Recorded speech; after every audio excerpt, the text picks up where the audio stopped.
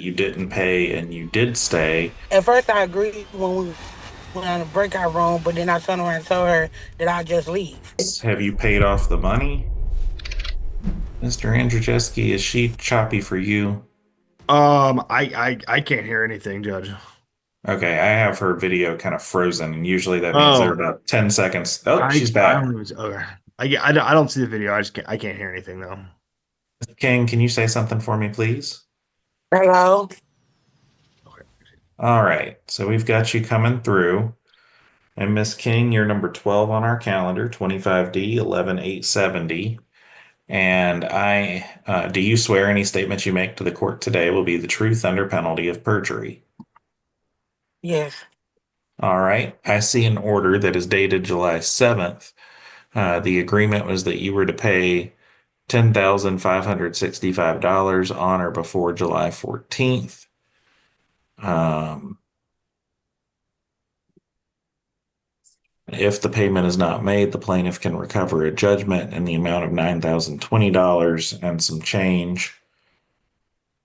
It appears that a writ application was issued thereafter,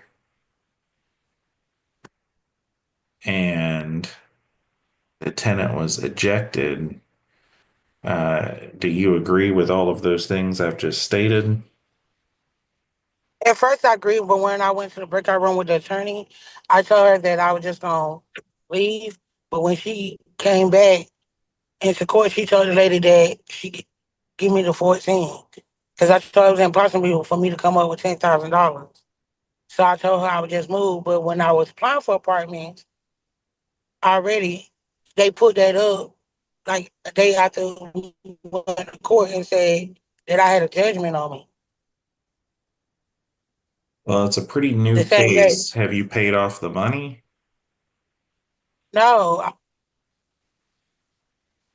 Okay. Well, we're not able to seal the case if the judgment is still outstanding because then it would make it difficult to impossible to try to collect the judgment. And so understanding that there was a judgment in the case and a but set out, yes, ma'am. they she also told me I have a choice to move too, and that's what I told the attorney. She the one that said that. At first, I agreed when we went on the breakout room, but then I turned around and told her that I'd just leave. When we came back in court, she stated that I would pay, but that ain't what I told her after that. It's called a pay and stay agreement. So if you want to stay, you have to pay. But if you leave, you leave. But it looks like the end result here was that you didn't pay and you did stay because there's paperwork dated September 9th that they did that you were ejected. And Yes, so, when I talked to the attorney, I told the attorney that I was leaving. How can you move somewhere if the judgment was on there the next day? I literally told her that. I messaged her. I said it on court when we was in the breakout room. I said I want to stay, but $10,000 is a lot to come up with by the 14th. And then I was like, how am I supposed to pay that if I can't do it on the app or something? She told me to get well, in touch with collections and stuff for Main Street, and I did that. all right. So I Well, just, as far as your motion for today is concerned, there is still an outstanding judgment based on what you've confirmed with me. And that means that I'm not able to seal your case. And so, if that judgment is satisfied, you can receive something called a satisfaction of judgment, which reflects that yes, there had been a debt, and no, now there is not because it's been paid. And that would be the thing you would be most likely to get when that was taken care of. But for today, I believe the law requires that I do an order denying your motion. I have a question. What if they keep my deposit? When they go towards their judgment too? If that's an agreement you make with them and there are no other things deducted from the deposit that would justify them keeping it, if they look at the property and say, well, it was destroyed, she put a hole in every wall and that the cost of that's going to eat the whole deposit or something. I don't know, but something like Well, that. I did have Uh, experience when they didn't come fix the house since I moved there. And okay, I well, put in that's maintenance requests and the maintenance people didn't come out and fix nothing. all of that is going to be outside this court's purview.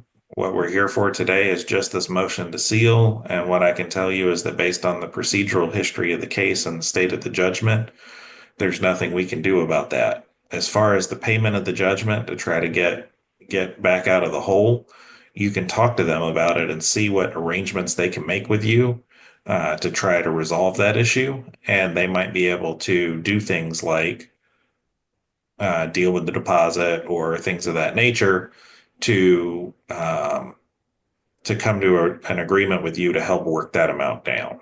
So that will be for you two to deal with outside of court.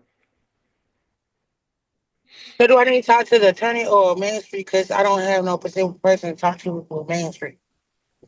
I would say talk to there should be someone at the leasing officer at corporate would be my best guess. Okay. All right. We'll place you in the waiting room for now, Miss King, but for today, you're free to log off. Good luck.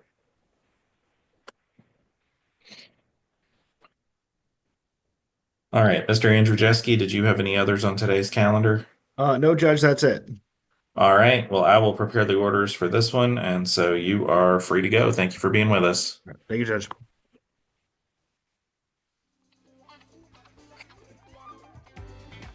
If you're involved in a dispute with another party such as this and you just can't seem to work it out, don't resort to taking the law into your own hands. You take it to court. All right, thank you very much. Officer Burrell's waiting for you, and that will bring this case to a conclusion.